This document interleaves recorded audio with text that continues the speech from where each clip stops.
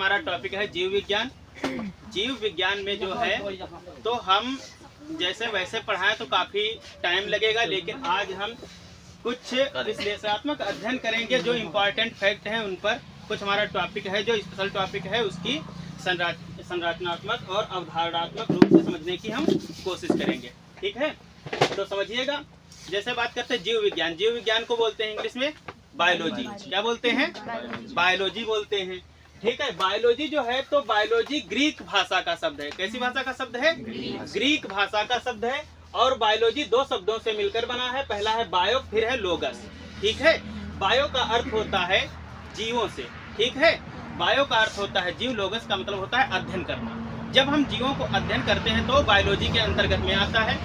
जीव विज्ञान की श्रृंखला में बायो जो होता है जीव, सजीव दो प्रकार के पाए जाते हैं। एक तो पादप श्रृंखला को, दूसरा पाया जाता है जंतु। ठीक है, जैसे बायो यानी कि जीव, तो जीव विज्ञान की श्रृंखला में जीव दो प्रकार के माने गए, एक तो पौधे, दूसरा। ठीक है, तो दो कैटेगरी में डिवाइड किया गया है इसको। जो पौधों की श्रृंखला में होती है, जो हम इसको पढ़ते हैं, तो वो हो जाती है वनस्पति विज्ञान। ठीक है, जहां हम पौधों का अध्ययन करते हैं वो वनस्पति विज्ञान के अंतर्गत आता है, यानी कि बॉटनी। ठीक है, जब हम जीव विज्ञान का अध्ययन करते हैं, जीवों का अध्ययन करते हैं, तो जंतु विज्ञान के अंतर्गत आता है, जो होती है जूलॉजी। बात समझ में आई? ठीक है, यदि बात करें जीव विज्ञान यानी कि बायोलॉजी के जनक, जीव विज्ञान के जनक की यदि बात की जाए तो कौन है? अरस्तु। जीव विज्ञान के जनक कौन है? अरस्तु। ठीक है, फिर जीव विज्ञान को दो कैटेगरी में बांटा गया है, एक तो वनस्पति विज्ञान, दूसरा जंतु विज्ञान। तो वनस्पति विज्ञान के जनक की बात की जाए तो थियोफ्रस्टस। कौन है? थियोफ्रस्टस। और जंतु विज्ञान के जनक अरस्तु ही है। ठीक है, फिर एक चीज ध्यान दीजिएगा, जैसे बात करते हैं पुस्तकों की, तो हिस्टोरिया ऑफ प्लांटोनियम, पौधों को प्लांट बोलते हैं, प्लांट से प्लांटोनियम, हिस्टोरिया ऑफ प्लांटोनियम किसकी रचना हो गई? थियोफ्रस्टस की। ठीक है, इसी प्रकार से अरस्तु जो है कौन? जंतु विज्ञान के जनक अरस्तु हो गए, तो हिस्टोरिया ऑफ एनिमिलियम किसकी हो गई? अरस्तु की हो गई। ये दो पुस्तकें याद रखना है। ठीक है, उसके बाद में बात करते हैं चिकित्सा विज्ञान। चिकित्सा विज्ञान के जनक कौन है?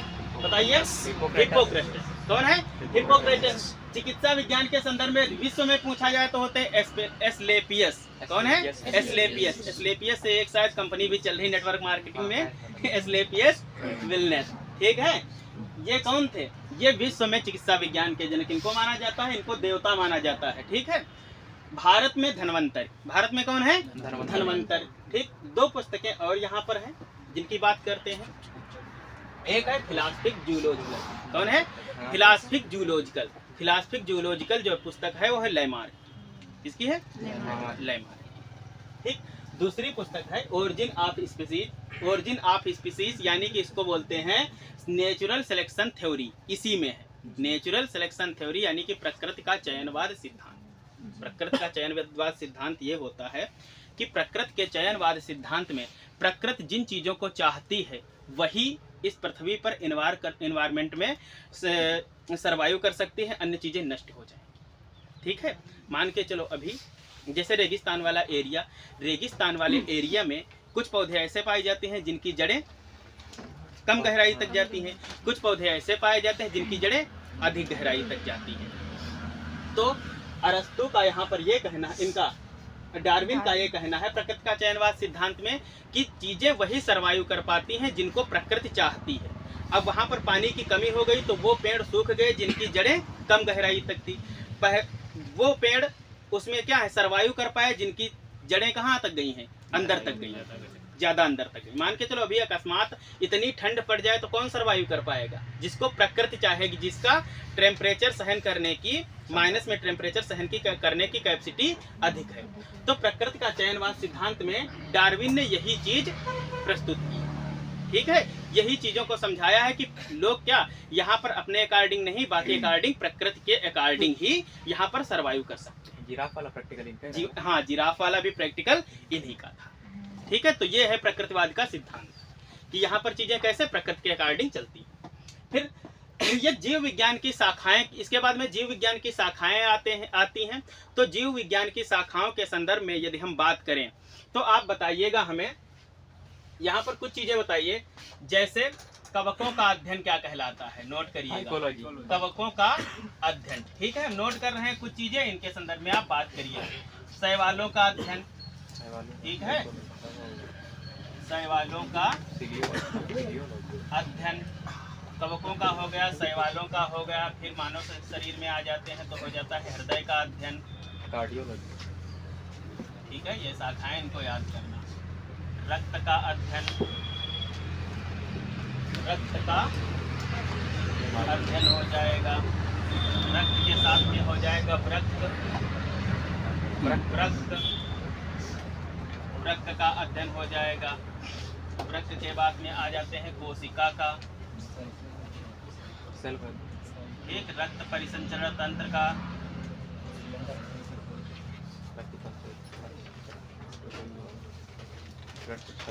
ठीक इसी के साथ में आ जाओ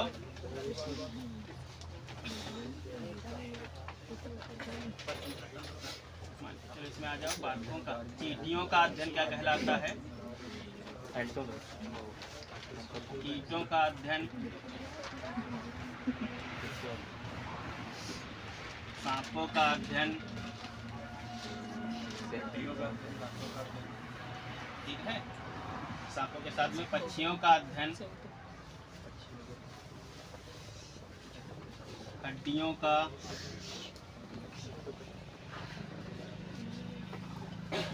हड्डियों के साथ में आ जाओ अंडों का अध्ययन, ठीक है, अंडों के अध्ययन के साथ में आ जाओ आप। अध्ययन फाइको नहीं माइकोलॉजी होता है, ठीक है, वो है फाइकोलॉजी, ठीक है। ये होगा माइकोलॉजी, ये हो जाएगा फाइकोलॉजी, फाइकोलॉजी। हृदय का कार्डियोलॉजी, कार्डियोलॉजी हो जाएगा। रक्त का अध्ययन बताओ, हेमाटोलॉजी, हेमाटोलॉजी, हेमाटोलॉजी। रक्त का अध्ययन नेफ्रोलॉजी, ठीक है, नेफ्रोलॉजी। रक्त का अध्ययन नेफ्रोलॉजी। कोशिका का अध्ययन साइटोलॉजी, साइटोलॉजी हो जाएगा। रक्त परिसंचरण तंत्र का बताओ, एंजाइमोलॉजी, ठीक है, हाँ, एंजाइमोलॉजी हो जाएगा। और चींटियों का अध्ययन मिरमिकोलॉजी, क्या होता है? मिरमिकोलॉजी। कीटों का अध्ययन एंटमोलॉजी, एंटमोलॉजी। सांपों का अध्ययन आर्कियोलॉजी, आर्कियोलॉजी हो जाएगा। पक्षियों का अध्ययन ऑर्निथोलॉजी, ठीक है। हड्डियों का अध्ययन आस्टियोलॉजी,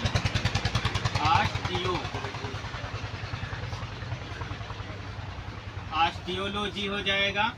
अंडों का अध्ययन ऊलॉजी होता है, ऊलॉजी। कैंसर का अध्ययन बताइए, ओंकोलॉजी, क्या होता है? ओंकोलॉजी, ठीक है, ओंकोलॉजी। इतना शाखाएं हो गई। इसके बाद में आती हैं प्रमुख शब्दावलियां। तो प्रमुख शब्दावलियों में हम कुछ देखते हैं, कुछ प्रकार की हम क्या कुछ चीजें होती हैं जिनकी उत्पादन क्षमता करते हैं, उत्पादन करते हैं, खेती करते हैं, तो उनको हम प्रमुख शब्दावलियों में रख देते हैं। जैसे मधुमक्खी पालन हो गया। मधुमक्खी पालन क्या कहलाता बताइए? मधुमक्खी पालन एपीकल्चर हो गया। और उसके बाद में मछली पालन, रेशम की खेती हो गई, ठीक है, अंगूर की खेती हो गई, केचुआ की खेती हो गई, ठीक है। तो इस प्रकार की कुछ प्रमुख शब्दावलियां हैं जिनको हम नोट करते हैं। तो सबसे पहले क्या होती है? पहले लिखते हैं हम कि मधुमक्खी पालन, ठीक। तो यहाँ पर नोट करते हैं, अपना नोट करते रहो। मधुमक्खी पालन क्या कहलाता है? मधुमक्खी। अब देखिए हम केवल मधुमक्खी लिख रहे हैं, पालन वालन नहीं लिख रहे हैं, इसको लिखना, ठीक। मधुमक्खी पालन हो गई, मछली पालन, मछली पालन हो गया, केचुआ हो गया, केचुआ, अंगूर की खेती, अंगूर की खेती, अंगूर की खेती को क्या कहते हैं? ठीक है, अंगूर के साथ में फूलों की खेती को क्या कहते हैं? फूलों की खेती, फूलों की खेती को क्या कहते हैं? फूलों के साथ में आ जाओ भैया, सब्जियों की खेती, सब्जियों की खेती, सब्जियों की खेती। उसके बाद में वन संवर्धन, वन संवर्धन, ठीक है, तो समझिए मधुमक्खी पालन क्या हो जाता है, एपीकल्चर। क्या होता है, एपीकल्चर। मछली पालन पिसीकल्चर। क्या होता है, पिसीकल्चर। फिर मछली पालन के साथ में केचुआ पालन क्या हो जाता है, विटीकल्चर। वर्मी कल्चर क्या हो जाता है, वर्मी कल्चर। केचुआ पालन वर्मी कल्चर हो गया। ठीक, अंगूर की खेती विटीकल्चर, अंगूर की खेती विटीकल्चर। फूलों की खेती फ्लोरीकल्चर हो गया। ठीक है, फ्लोरीकल्चर। सब्जियों की खेती ओलेरीकल्चर। ठीक है, ओलेरीकल्चर। फिर वन संवर्धन सिल्वीकल्चर, वन संवर्धन सिल्वीकल्चर।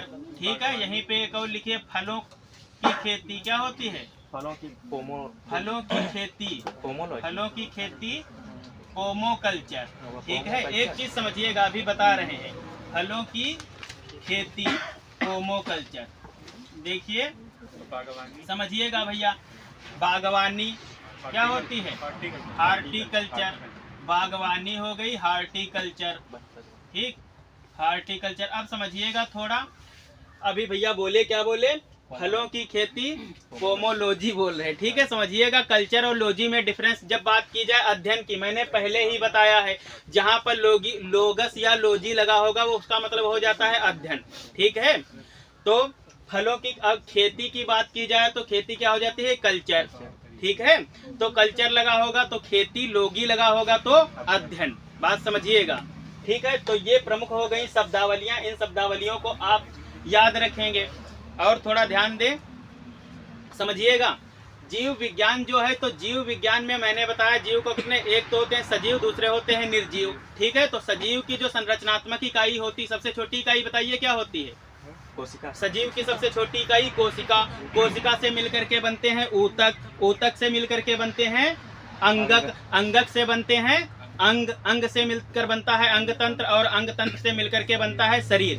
ठीक है, इसी प्रकार से पादप, पादप जगत में जो होती है, तो पादप निर्जीव, उसमें आ जाएंगे सजीव और निर्जीव। निर्जीव में क्या होती है सबसे छोटी इकाई बताइए, निर्जीव में सबसे छोटी इकाई परमाणु। क्या होती है, परमाणु। और परमाणु कौन कौन से, जैसे हाइड्रोजन, हीलियम, ये होते हैं ना, इसी प्रकार से परमाणु ये तत्वों से मिलकर के बनते हैं। किससे मिलकर के बनते, तत्वों से। तो अभी तक पृथ्वी पर 118 तत्व खोजे गए हैं, जिनको मेंडलीव ने आवर्त सारणी में रखा है। तो 118 तत्वों में से लगभग सभी को 30 तत्व आने चाहिए, रटे होने चाहिए। Hydrogen, helium, lithium, beryllium, boron, carbon, nitrogen, oxygen, fluorine, neon, sodium, magnesium, aluminium, silicon, phosphorus, sulphur, chlorine, argon, potassium, calcium, scandium, titanium, vanadium, chromium, manganese, iron, cobalt, nickel, copper, zinc. Zinc तक याद होने चाहिए, क्योंकि कल वाले ST में आपका अभी नियान था ना, नियान पूछा गया था। तो जब याद हो जाएंगे तो हम ऐसे उसको काउंट कर लेंगे परमाणु क्रमांक के आधार पर। तो इस प्रकार से आपको इसके साथ में केमिस्ट्री वाला जब क्लास होगी तो उसमें लिखाएंगे और इनको याद करना होगा। तो प्रमुख शब्दावलियां नोट करिए, उसके बाद में आगे पढ़ाते हैं। ठीक है, ठीक है। प्रमुख शब्दावलियों के बाद में हम बात करते हैं कुछ पौधों की। और पौधे क्या होते हैं, कहाँ कहाँ पर कैसे कैसे पौधे उगते हैं, कहाँ पर पाए जाने वाले पौधों को कैसे जानते हैं। ठीक है, तो छाया में पनपने वाले पौधों को सियोफाइटा कहते हैं। क्या कहते हैं, सियोफाइटा। छाया में पनपने वाले पौधों को सियोफाइटा। समुद्र या नमकीन जल में, ये क्वेश्चन पूछा गया है। ठीक, खारे पानी में उगने वाले पौधों को क्या कहते हैं, उनको हाइलोफाइटा बोलते हैं। क्या बोलते हैं, हाइलोफाइटा बोलते हैं। जल में उगने वाले पौधों को हाइड्रोफाइटा। ठीक है, हाइड्रोफाइटा। फिर मरुस्थल में उगने वाले पौधों को जायरोफाइटा बोलते हैं। ये कभी कभी इंग्लिश में लिखा आ जाएगा XERO। ठीक है, जायरोफाइटा। चट्टानों पर उगने वाले पौधों को कहते हैं लिथोफाइटा। ठीक है, तो ये पौधों के प्रकार हो गए। उसके बाद में पादप और अकारिकी की बात करते हैं। यहाँ से क्वेश्चन बनता है कि कौन सा बताइए जड़ है, कौन सा तना है। ठीक है, ये कंफ्यूजन वाले होते हैं और यहाँ से क्वेश्चंस बन जाते हैं, लोग गलत करके आ जाते हैं। ठीक है, तो यहाँ पर देखते हैं कि तना क्या होते हैं, जड़ क्या होती हैं। तो कुछ पौधे होते हैं जो तना होते हैं, कुछ होते हैं जड़। तो तना में आती हल्दी, अदरक, आलू, लहसुन, प्याज। ठीक है, हल्दी, लहसुन, आलू, अदरक, प्याज और गन्ना। ठीक है, ये तना होते हैं। ट्रिक से याद करना है तो लिख लेना, हद कर दी आपने। ठीक है, हद कर दी आपने में देखो हम बता रहे हैं। ठीक है, जैसे ट्रिक की बात करें तो यहाँ पर हम लिख रहे हैं हद कर दी आपने, हद कर दी आपने, तो हद से हो जाएगा हल्दी, ऐसे कर लो, हल्दी हो गई, ठीक है। हा से हल्दी कर लो, हा से हल्दी हो जाएगा, दा से कर लो अदरक, अदरक हो जाएगा, ठीक है। हल्दी अदरक, फिर यहाँ पर ये कर दी सरफिक्स हो जाएगा, आ से हो जाएगा आलू, आलू पा से हो जाएगा प्याज, और ना से हो जाएगा गन्ना, ऐसे, ठीक है। हल्दी अदरक आलू प्याज गन्ना, तो ये हो जाएंगे क्या, तना। ठीक, बात करते हैं जड़ की, तो गाजर मूली और सलजम, ये क्या है, जड़। फिर समझिएगा तने भी कई प्रकार के होते हैं। तने में पूछ लेगा कौन सा सल्क कंद है, कौन सा प्रकंद है, कौन सा स्तंभ कंद है, तो फिर कंफ्यूजन, ठीक है। तो यहाँ पर थोड़ा याद कर लेना भैया, लहसुन और प्याज ये सल्क कंद होते हैं। क्या होते हैं, सल्क कंद होते हैं। हल्दी होता है हल्दी, और अदरक जो है ये प्रकंद का एग्जाम्पल है। क्या है, प्रकंद का एग्जाम्पल है। आलू जो होता है स्तंभ कंद होता है, ठीक है। बात समझ में आई, सल्क कंद, स्तंभ कंद और प्रकंद ये तने के प्रकार हैं। कभी कभी क्वेश्चन ऐसे ही कर देगा, प्रकंद स्तंभ कंद और सल्क कंद डाल देगा, एक और कोई कंद डाल देगा, ठीक है। बोल देगा बताओ इसमें कौन से तने का प्रकार है, कौन से तने का प्रकार नहीं है। तो ये चीजें याद करना है। हाँ भैया, गंज क्या है, गंज, गंज क्या है, जिमी कंद घन कंद है, ठीक है। गंज मतलब शकरकंद, हाँ हाँ शकरकंद होती है, ठीक है। घनकंद का एग्जाम्पल समझिएगा। और लहसुन प्याज जो होता है, लहसुन प्याज में देखते हो झार आती है, ठीक है, दुर्गंध टाइप की आती है, वो क्या होती है, सल्फर के कारण होता है। प्याज काटते हैं आंखों से आंसू निकलने लगते हैं, क्यों निकलने लगते हैं, ठीक है। उसमें एक एंजाइम पाया जाता है, कौन सा है, सल्फोनिक अम्ल पाया जाता है। क्या पाया जाता है, सल्फोनिक अम्ल, उसको बोलते हैं सल्फोनिक अम्ल को एलाइल प्रोपाइल और डाई सल्फाइड बोलते हैं। एलाइल प्रोपाइल डाई सल्फाइड ये अम्ल पाया जाता है किसमें, प्याज में। इसीलिए जब हम प्याज को काटते हैं तो हमारी आंखों से आंसू गिरने लगते हैं, ठीक है। उसका सल्फोनिक अम्ल कारण होता है। फिर बात करते हैं कुछ खाए जाने वाले पदार्थों की बात की, किस फल का कौन सा भाग खाया जाता है। क्वेश्चन केसर से क्वेश्चन काफी बार पूछा गया है, केसर में खाया जाने वाला पार्ट बताइए। तो केसर का खाया जाने वाला पार्ट इंग्लिश में बात तो स्टिग्मा या स्टाइल, ठीक है। स्टिग्मा या स्टाइल, हिंदी में वर्तिका या वर्तिकाग्र, हिंदी में वर्तिका या वर्तिकाग्र। सेब या नाशपाती का क्या भाग खाया जाता है, पुष्पासन खाया जाता है। पपीता और आम का मध्य फल भित्ति, ठीक है, मध्य फल भित्ति खाई जाती है, यानी कि गुदा, ठीक है। और पपीता या आम का मध्य फल भित्ति, लीची का एरिल, एरिल, ठीक है। और इसी प्रकार नारियल का यदि बात करते हैं तो भ्रूणपोष, ठीक। फिर बात करते हैं पौधों में रंग, जैसे देखते हो टमाटर लाल होता है, गाजर लाल और पीली होती है, चुकंदर लाल होती है, ठीक है। और आलू कैसा होता है, कभी कभी आलू हरा होता है, ठीक है। हरा आलू खाने से कैंसर बोलते हैं, उससे कैंसर की संभावना होती है। तो इनका कारण पता करते हैं क्यों, तो समझिएगा पौधों में रंग का कारण होते हैं लवक। क्या होते हैं, लवक। पौधे हरे होते हैं, हरित लवक के कारण पौधों की पत्तियां पीली हो जाती है, फल पक जाते तो पीले हो जाते हैं, तो लवक चेंज हो जाता है। हरित लवक वर्णी लवक में कन्वर्ट हो जाता है, इसीलिए उनके कलर बदलते रहते हैं। उसमें कुछ एंजाइम्स भी पाए जाते हैं, तो हम समझते हैं। पपीते का पीला रंग कैरिका जैंथिन, क्या होता है, पपीते का जो पीला रंग होता है कैरिका जैंथिन के कारण होता है। हल्दी का जो रंग पीला होता है, हल्दी का पीला रंग किसके कारण होता है, जैंथोफिल के कारण। किसके कारण होता है, जैंथोफिल के कारण होता है। इसी प्रकार गाजर का पीला रंग, गाजर दो प्रकार के, एक तो पीला वाला, एक तो लाल वाला, ठीक। पीला वाला जो गाजर होता है, गाजर का पीला रंग होता है कैरोटीन के कारण, ठीक है। और गाजर का लाल रंग एंथोसाइन के कारण होता है। किसके कारण होता है, एंथोसाइन के कारण होता है। टमाटर का लाल रंग, टमाटर कई बार पूछा गया है, टमाटर का लाल रंग जो होता है लाइकोपिन के कारण होता है। किसके कारण होता है, लाइकोपिन के कारण। चुकंदर का लाल रंग विटामिन के कारण होता है। आलू का हरा रंग, आलू जो कच्चा रह जाता है हरा रंग का होता है, हल्का हरा, आधा, कभी कभी देखो आधा हरा आधा भूरा, ठीक, तो सोलेंसी के कारण होता है, ठीक। इतना नोट करिए। या फलों में रंग के कारण हो गए, ठीक है। तो समझिए, इधर देखिएगा, जैसे मानते हैं हम कि ये पढ़ रहे हैं पौधे, पौधे में एक चीज ध्यान रखिएगा, एक क्वेश्चन बहुत पूछा जाता है, कुनैन, कुनैन की दवा या कुनैन की गोली जो होती है वो किससे प्राप्त होती है, तो सिनकोना से प्राप्त होती है। और सिनकोना इससे बनता क्या है भैया, कुनैन से, तो बनती है क्या, मलेरिया की दवा। क्या बनती है, मलेरिया की दवा। तो यहाँ पर एक फैक्ट ये लिख लीजिएगा, ठीक, सिनकोना नामक वृक्ष होता है, सिनकोना से कुनैन, ठीक है, कुनैन प्राप्त होता है, यहाँ से मिलती है भैया मलेरिया की दवा बनती है, मलेरिया की दवा बनती है। साथ ही साथ में थोड़ा हम बात करते हैं कपास की।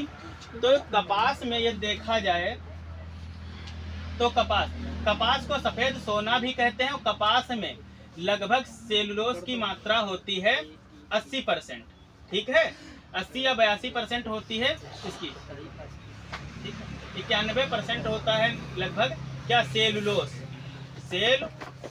होता है, ठीक है। बाकी इसमें होता है जीव द्रव्य। क्या होता है, जीव द्रव्य होता है। तो कपास में सेलुलोज सबसे ज्यादा मात्रा में पाया जाता है। दूसरी बात, कपास से बात करते हैं, मकड़ियों से जो कपास प्राप्त होती है उसको क्या बोलते हैं, मकड़ियों से प्राप्त कपास को गौसिमर कपास बोलते हैं। क्या बोलते हैं, गौसिमर कपास। ये क्वेश्चन पूछा गया, गौसिमर कपास क्या होती है, गौसिमर कपास, ठीक है।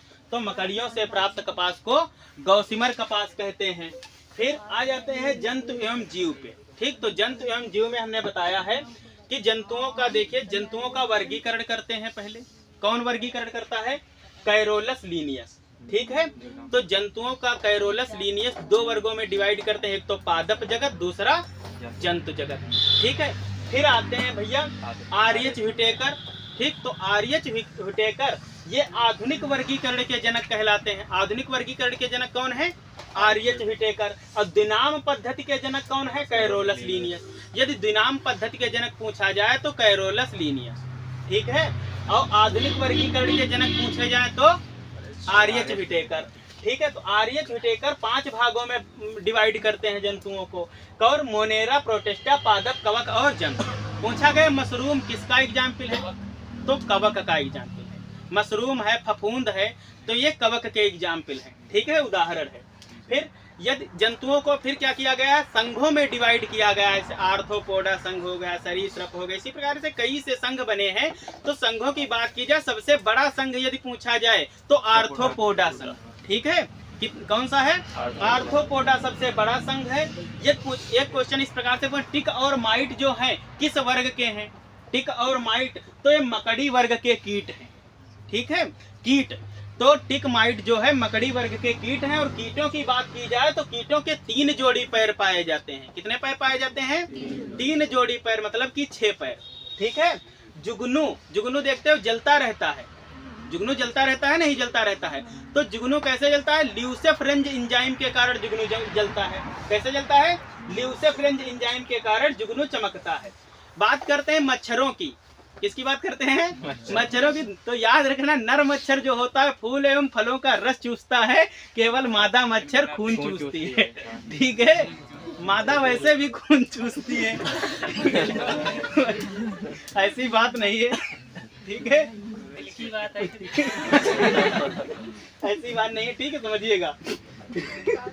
नर मच्छर जो होते हैं भैया, तो नर मच्छर की बात करते हैं तो यहाँ पे नोट कर लेना, फूल और फल का रस चूसते हैं, फूल व फल का रस, ठीक है। मादा मच्छर जो होती है वो खून चूसती है, ठीक है। फिर ऑक्टोपस की बात करते हैं तो ऑक्टोपस के 8 पैर होते हैं। ऑक्टोपस के कितने पैर होते हैं, 8 पैर। संघ पूछा जाए तो सिफेलोपोडा संघ होता है। कौन सा संघ है, सिफेलोपोडा संघ, ठीक है। इतनी बात समझ में आई, ठीक। अब देखते हैं समतापी और असमतापी क्या होते हैं। समतापी क्या होते हैं, समतापी उन जीवों को कहते हैं जो वातावरण के अनुसार अपने आप को अनुकूलित कर लें, अपने शरीर का टेम्परेचर कम या ज्यादा कर लें, ठीक। उनको क्या बोलते हैं, नहीं वो हो जाएंगे असमतापी। समतापी कहते हैं जो वातावरण के अनुकूल सरवाइव ना कर पाए, ठीक। जैसे कुछ जीव ऐसे होते हैं जब ठंडक हुई तो उनको ठंडक लगती है, अपने आप का, अपने शरीर का टेम्परेचर उसके अनुकूल नहीं बना पाते हैं। तो जो अपने शरीर का टेम्परेचर वातावरण के अनुकूल ना बना पाए उनको बोलते हैं समतापी। और जो अपने शरीर के टेम्परेचर को वातावरण के अनुकूल बना ले उनको बोलते हैं असमतापी। बात समझ में आ रही है। जैसे समतापी में आ जाते हैं पक्षी और स्तनधारी। ये जब माहौल चेंज होता है, वातावरण चेंज होता है, तो इनका टेम्परेचर घटता बढ़ता नहीं है, इनके शरीर का टेम्परेचर वही रहता है और ये अनुकूलन वातावरण के साथ में नहीं कर पाते हैं। ठीक, मछलियाँ देखते हो, मछलियाँ क्या करती हैं, अपने शरीर का टेम्परेचर अनुकूल कर लेती हैं। पानी कितना भी ठंडा हो, क्या होती है, मछलियाँ सर्वाइव कर लेंगी। ठीक है, गर्म भी हो जाए, लेकिन ज़्यादा गर्म पानी में मछलियाँ सर्वाइव नहीं कर पाती जब गर्म हो जाए। ठीक है, तो इसमें जैसे हो जाते हैं समतापी में, तो पक्षी हो जाते हैं स्तनधारी। पक्षी तो सब लोग जानते हो।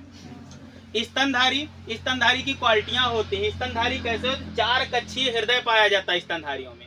क्या होता है, 4 कक्षीय हृदय पाया जाता है, प्लस स्तनधारियों की क्वालिटी होती है भाई, उनका रक्त कैसा होता है, गर्म होता है, गर्म रक्त होता है। श्वसन कैसे होता है, फेफड़ों द्वारा, और बच्चों को जन्म देते हैं। ठीक है, स्तनधारियों की ये खासियत होती है, बच्चों को जन्म देना, 4 कक्षीय हृदय पाना, श्वसन फेफड़ों द्वारा होना और रक्त का गर्म होना। ये किसकी क्वालिटी है, स्तनधारियों की क्वालिटी है। क्वेश्चन आ जाता है कौन से कुछ जीवों को दे देंगे, बोलेंगे कि ये अंडे देता है या बच्चे देता है। ठीक है, तो एक बात कॉमन सी याद रखना, जिनके बाहरी कर्णपल्लव पाए जाते हैं ये, ठीक है, कर्णपल्लव, वो बच्चों को जन्म देते हैं। ठीक है, स्तनधारी होते हैं, जिनके बाहरी कर्णपल्लव नहीं पाए जाते हैं वो अंडों को जन्म देते हैं। बात समझ में आ रही है। केवल स्तनधारियों में बात किया तो एकिडना और प्लेटिपस 2 ही स्तनधारी ऐसे हैं जो अंडों को जन्म देते हैं। ठीक है, तो समतापी हो गए। फिर इसमें चमगादड़ जो है क्या है, स्तनधारी है। क्या है चमगादड़, स्तनधारी है, बच्चों को जन्म देता है। असमतापी में हो जाते हैं मत्स्य और उभयचर। मत्स्य मतलब मछली, और उभयचर रातचर जो होते हैं, रातचर में आ जाते हैं मच्छर, चमगादड़, उल्लू और कीवी। कीवी एक पक्षी है जो न्यूजीलैंड में पाया जाता है। कहाँ पाया जाता है, न्यूजीलैंड में। सबसे छोटे पक्षी की बात की जाए तो कौन सा पक्षी है, हमिंग बर्ड। हमिंग बर्ड सबसे छोटा पक्षी है। चिली, दक्षिण अमेरिका में चिली वाले प्रदेशों में, चिली देश है, चिली देश से लेकर के दक्षिण अमेरिका में कुछ राज्यों देशों में यह पाया जाता है। ठीक है, हमिंग बर्ड। और हमिंग बर्ड की यदि बात करते हैं तो हमिंग बर्ड ऐसा पक्षी है जो आगे और पीछे दोनों साइड को उड़ सकता है। इसका एक और नाम है गुंजन पक्षी। क्या नाम है, गुंजन पक्षी। सबसे छोटा अंडा इसका है। ठीक है, सबसे छोटा अंडा है, कल वाले एसटी में पूछा गया था क्वेश्चन। ठीक, फिर गुंजन पक्षी सबसे छोटा अंडा, इसका उल्टा भी उड़ता है। एक चीज और याद रखना, कीट, शैवाल, खमीर, कवक व पौधों में पाई जाने वाली शर्करा की बात की जाए तो शर्करा होती भैया ट्रेहालोज। ठीक है, पूछा जाए कौन सा जीव सबसे सर्वाधिक तीव्रता से काटता है, तो पनामा की दीमक। पनामा की दीमक सर्वाधिक तीव्रता से काटने वाले जंतुओं या जीवों में की श्रेणी में आती है। ठीक है, तो यहाँ तक नोट करिएगा, उसके आगे